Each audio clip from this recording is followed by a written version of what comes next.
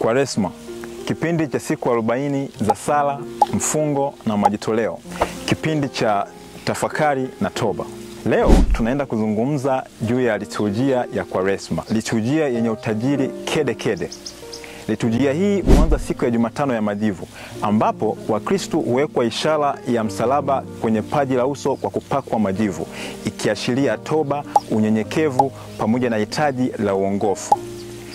Wakati wa Kwaresma, kwenye maadhimisho ya Ekaristi Takatifu, kuna mabadiliko mbalimbali.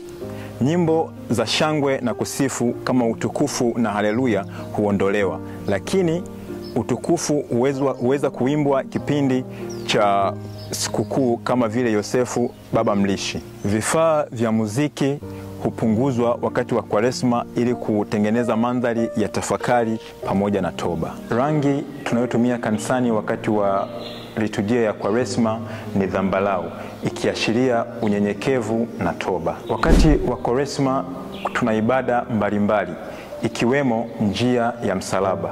Na pia wakati wa Kwaresma kuna uteuzi wa wakatekumeni ambao hupokea mafundisho ya pekee wakiandaliwa kwa ajili ya sakramenti ya ubatizo.